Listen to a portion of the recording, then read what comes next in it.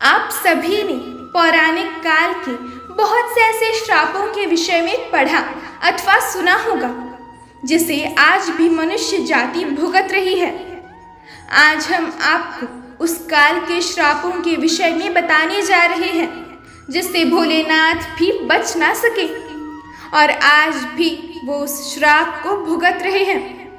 तो आइए आज हम मिलकर जानते हैं कि पौराणिक काल के 5 ऐसे रोचक श्राप कौन से थे। उससे पूर्व यदि आप इस चैनल पर नए हैं तो चैनल को सब्सक्राइब कीजिए और बेल आइकन को भी अवश्य प्रेस कीजिए ताकि हमारे नए वीडियो सबसे पहले आपके पास पहुंचे। तो चलिए शुरू करते हैं। भगवान शिव को ऋषियों ने दिया श्राप।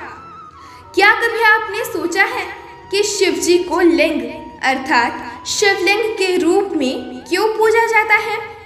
यदि नहीं तो बता दें कि इसके पीछे भी एक कारण है।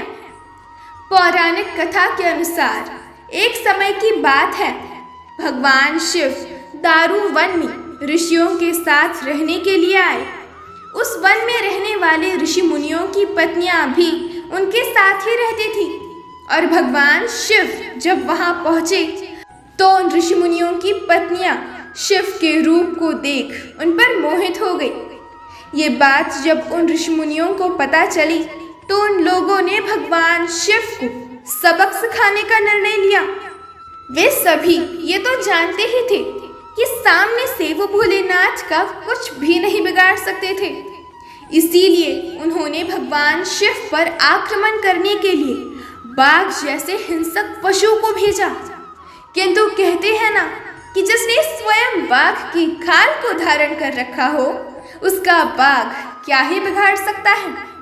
भगवान शिव को देखते ही सभी हिंसक पशु उन्हें प्रणाम कर उल्टे पांव अपने अपने निवास स्थान को लौट गए।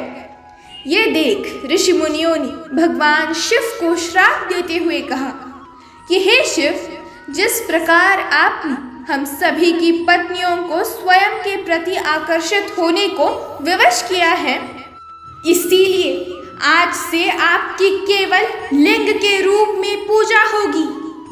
इस श्राप को सुनते ही धरती कांपने लगी। ऐसा प्रतीत हुआ कि मानो भूकंप आ गया हो। ये देख वहां उपस्थित ऋषि मुनि भय से कांपने लगे और सभी शिव के चरणों में झुक गए। फिर उन लोगों ने भगवान शिव से अपनी इस भूल के लिए क्षमा मांगी और भोलेनाथ तो है ही दयालु, उन्होंने भी उन ऋषि मुनियों को क्षमा कर दिया। ऐसा माना जाता है कि इसी श्राप के कारण शिवलिंग के रूप में पूजा जाता है।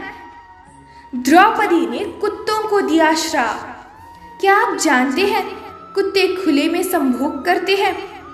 ये भी एक श्राप ही है। ये श्राप किसी और ने नहीं बल्कि 5 पांडवों की पत्नी द्रौपदी ने ही कुत्तों को दिया था। इस बात से बहुत कम ही लोग परिचित हैं। जैसे आप जानते हैं कि द्रौपदी 5 पांडवों की पत्नी थी, तो द्रौपदी के संग समय बिताने के लिए पांडवों ने एक नियम बना रखा था जिससे कि उन्हें एक दूसरे से किसी प्रकार की दिक्कत न हो।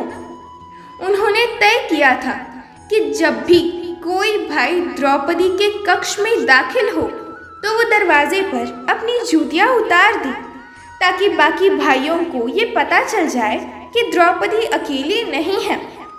एक दिन एक भाई बाहर दरवाजे पर अपनी जूतियां उतार कर भीतर तो चला गया, मगर वहां से गुजर रहा एक कुत्ता खेल खेल में वहां रखी जूतियां उठाकर ले गया।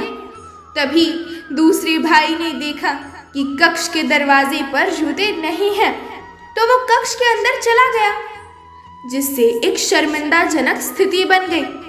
और द्रौपदी को जब ये बात पता चली कि ये सब एक कुत्ते के कारण हुआ है, तो क्रोध में आकर उसने सभी कुत्तों को श्राप दे दिया कि वो भी उसी की तरह शर्म का सामना करेंगे जैसे मुझे और मेरे पतियों को करना पड़ा।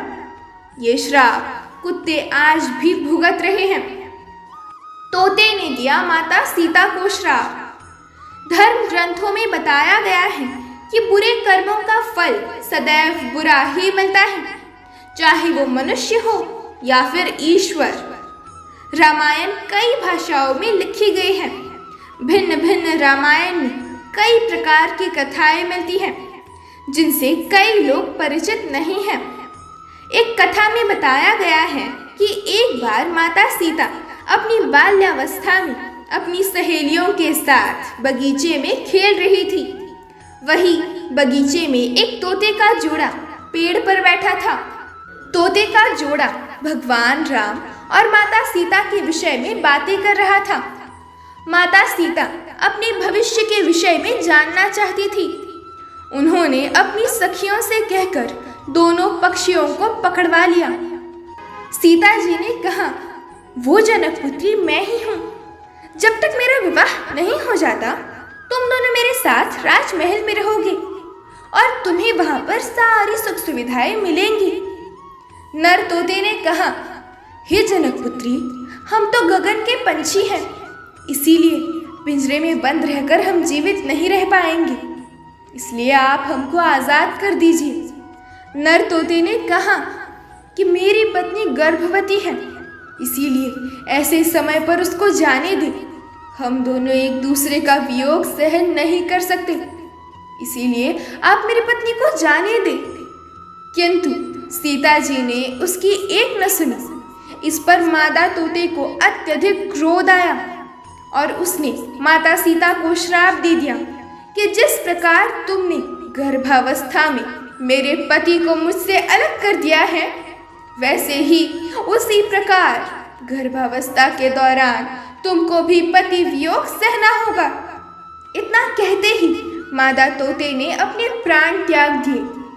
नारद ने भगवान विष्णु को दिया श्राप।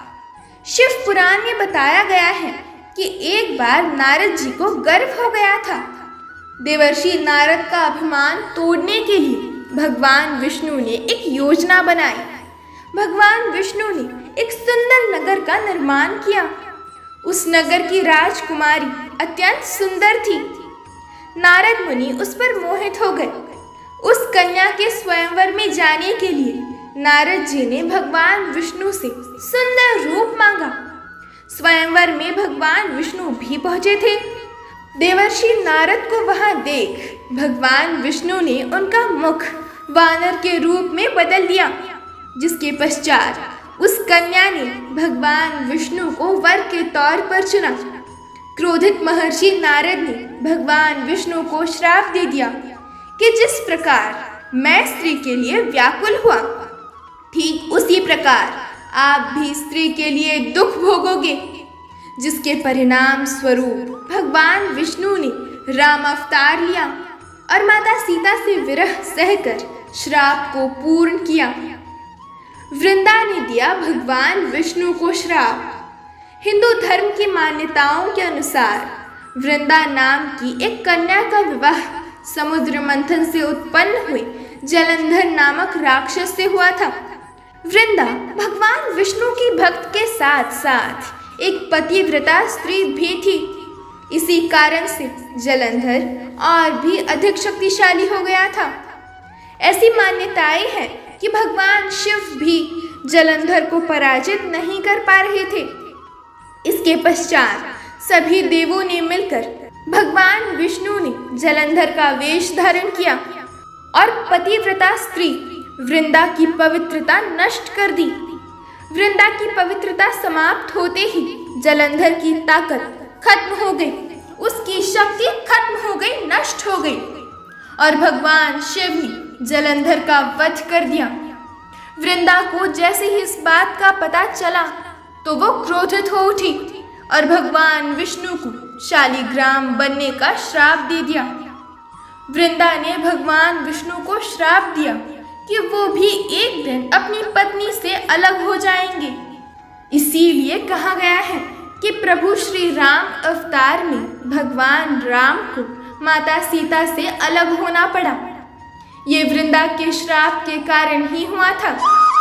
इस प्रकार के कुछ पौराणिक श्राप हैं जिनका प्रभाव आज भी मनुष्यों को भुगतना पड़ता है। जय श्री कृष्ण।